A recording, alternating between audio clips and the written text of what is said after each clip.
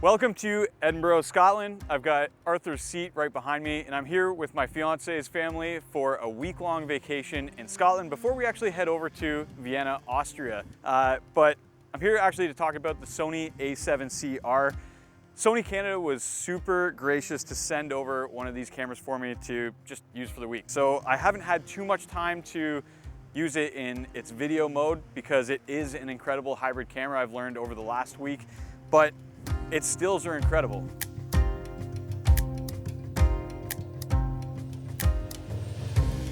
This camera's been out for about 8 months now, and we all know the specs that this camera has. It's 60 megapixels. It's basically a baby Sony A7R5, and although I haven't had a chance to use that camera, all of Sony camera systems work pretty well the same. So it was really easy to go from my A7R4 that I'm filming on right now, or my A7S III, because all of those menus are essentially the same throughout the cameras.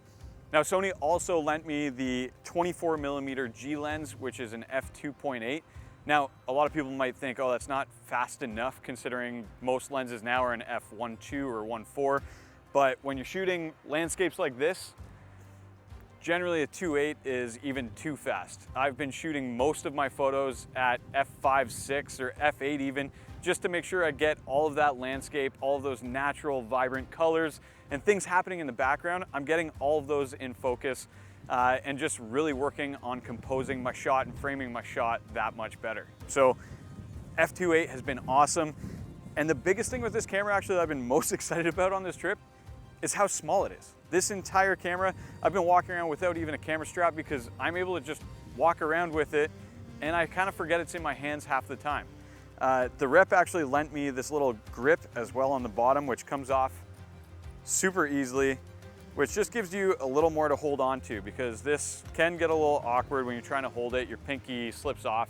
It's one of the big complaints that people have about these really small cameras, and this little grip takes care of that for you, and it's really easy to get on and off while still giving you access to the battery below the camera. You've just got this little hinge right here and it'll flip on and off so you can get that done super easily, which has been nice to have. Well, I have made it back from my trip to Scotland and Vienna, and there were a few things that I missed on the Sony A7CR that I wanted to talk about because I talked a lot about being a great hybrid camera, but I think I missed a few of the points that made it such a great hybrid camera. Number one being that obviously with it being a 24mm prime attached to this little camera body is that it feels like a little rangefinder. In Vienna, I realized this even more so because I almost felt like a bit of a journalist. When the Taylor Swift concerts were canceled because of the terrorist or planned terrorist attacks, I was able to go to some of the Taylor Swift events where people were handing out friendship bracelets, exchanging them, exchanging their favorite songs, and just singing along to all their favorite songs and everything. I learned a lot more about the culture of being a Swiftie, I guess, and I got to capture a lot of those moments that I've shared a few of them on my Instagram. If you go to j_white89, super original name. But it was really cool to just be able to get in the action with a 24mm lens, knowing that people weren't going to be super intimidated by this camera because of its small form factor, made even smaller by the fact that it just takes one SD card. That's something that I think a lot of people used to look down on, but now that SD cards are so much more just stronger and more robust, and they have such great file capacity sizes that it's way less of an issue. Also, you should be backing up your files every single night. So really, I'm not too concerned with only having one card slot for a camera like this, where it might be your B or C camera if you're a professional photographer, or if you're just going out on your travels and you want to capture your trip. It's great because it's small. It's 60 megapixels, which gives you the option to reframe and crop in on your photos or stills and give you that versatility. It actually minimized the amount of lenses I need to bring with me, which was really cool because I brought more than I needed, mostly because I knew I wanted to film a video like this, which I got a part of done. But the A7 IV stayed in my backpack for most of the trip because this was just so small and compact that I just didn't need the bigger camera, especially when this shot higher resolution, smaller lens that went with it, where the 24-70 that's shooting me right now just wasn't necessary and would have added to the size of this substantially. I also brought the 17-28 in case I was vlogging, which was a wishful thought knowing that I was on a trip with my fiance's family And there's a whole bunch of people that wanted to do all kinds of different things. We were on the road, I was driving for a lot of it, so vlogging it was not gonna happen. But when you're talking about vlogging with this camera, it's great because, again, it's small, it's not as bulky as your original like 1DXs that people used to use, and making it a lighter camera. And at 4K 10-bit, you get 60 frames full frame, which is also amazing. But with that 60 megapixel image, you're getting a super sharp, super clean 4K image out of it as well. And again, with a higher capacity card, you can vlog all day or shoot whatever you need to, and you're gonna get all of that content that you need. One of the few downsides to this camera is that it doesn't have the joystick attached to it, where using your point focus setting, you would have to use the D-pad on the back, which limits you with what custom buttons you can use on that same D-pad, because obviously they're not gonna function when you're in the custom or focus point setting on the camera. Now, one of the other major things that I realized halfway through the trip was that when you're shooting in stills mode, it will save the picture profile that you're shooting in if you navigate to the video mode and back again. Same goes for video mode. If you're shooting in S-Log3, you don't need to worry that it'll be in standard picture profile from when you're last shooting photos when you go back to video mode. That's huge for me because I've done this plenty of times where I've forgotten to switch back to S-Log3 when I was shooting stills on the A7 IV, because this doesn't seem to be a setting that's in the A7 IV or the A7S III. So having a setting like that just made shooting video and stills so much easier, making this probably one of the better hybrid cameras that Sony's ever made, and I've been super happy with that setting specifically. Now, in order for this to be a great hybrid camera, you need good audio, and Sony has made the MC11 microphone. This microphone has blown me away with how good it is, and with it being connected just through the hot shoe. You don't need a 3.5mm mic jack anymore. That's taking up another point in the camera, or extra cables that can fail. It just sits on the top of the camera and it will capture everything that you need it to. And they even gave you 8 different custom pickup patterns that you can use within the microphone. Okay, and since we're talking about the microphone as a great vlogging microphone, right now I've got a lot of industrial noises behind me, so you'll probably hear a little bit of that. But right now I have it on the narrowest pickup pattern, so it should really only get direct line of sight on the lens and reject most of what else is out there. And yeah, hopefully it sounds half decent. Okay, so now I'm shooting with a slightly wider pickup pattern. Again, it's only picking up what's in front of the camera, nothing behind, nothing around or surround. And we're gonna face away from that ship that was behind. We're a little bit further away from it now, but the sound is pretty well the same. It's pretty loud back there. And hopefully you'll hear a little bit more of it to hear the difference. God, I love this weather though. It is not nearly as hot as in Vienna, and that has been very nice. I can wear a black t-shirt and not sweat. I tried to shoot this video in Vienna and I was just pouring sweat. It was too much. Here we go. This is now the widest setting that you have when you're picking up only in front of the camera.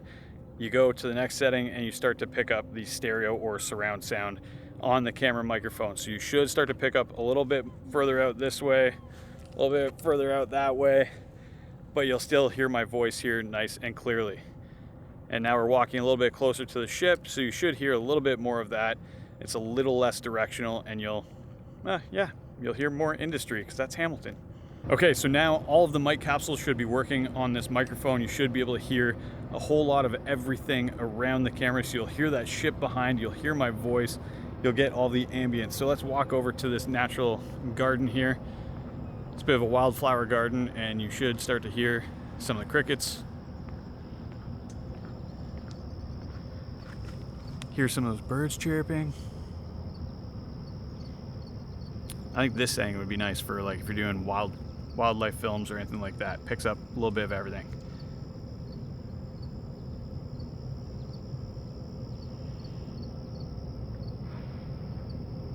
Okay, and this setting here, this is our first setting where the pickup pattern is only behind the camera.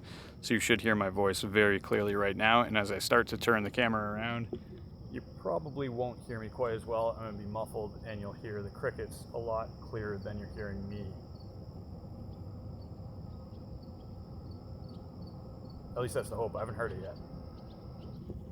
And now with this next setting, we've got the front and the rear capsules working, but rejecting the sides, or at least that's what you'd hope from this setting, and as I turn the camera around on the side, if I'm talking to the side, it should be a little more muffled. And then as I turn back around to the front, you should be able to hear my voice really well. So this would be a great setup if you're doing an interview or you're vlogging and you're talking to someone in front of the camera and you're behind the camera, or you're just doing an OTF or on the fly interview with a documentary subject. This is where this microphone setting would work out really well for you, and one that I can see myself using quite a bit. So although I can't afford the camera, I may test this mic a little bit more and consider buying this microphone for my A7 IV and A7S3, because it is a great little scratch microphone for those settings specifically. So that's our second last setting on the microphone. Let's go to the very last one, which is basically the same, but you can edit the channels. You'll have your front facing channel on the left side, your rear on the right side on a stereo track, and so then it gives you the option to cut out any extra noises that you may not want while you're shooting that interview. Okay, so this one's gonna sound the same, but I'll be able to cut out what's behind the mic and add in only my voice. Or if I'm the interviewer and I wanna say I'm narrating about these beautiful wildflowers with the bees and everything in there, I can now cut out all that extra cricket chirping and anything else on the front of the camera while only picking up what's behind me. Now for all of these different setups, I've just used the auto leveler because I'm not able to adjust for any extra noises throughout the shots. And I actually lied. This is the stereo setting. The last one was just a full surround setting on the microphone, I guess. Stereo gives you left and right channels, and once again, depending on your use case, you may want something like that. And that's what makes this microphone so useful. It may not be the absolute highest quality mic, but to get some good scratch audio, that's going to be a lot better than what's built into your camera. It's a great option for you, I think. Sometimes in documentaries, you just don't have time to lav someone up and you just need to get it quick. And this microphone is great for that, and which is what basically makes it such a great hybrid camera. Like, this whole setup can just sling over my shoulder like this, sit there on my side, and it's a completely professional camera, but it's tiny and hardly noticeable in any way. Technology is insane now. I don't know. I love technology. Talking about camera gear makes me happy. Let me know what you think in the comments down below, or if you have this camera and you have any other experiences or any other comments on the camera, what you like, you don't like, let me know. Always love hearing it. We'll see you in the next video.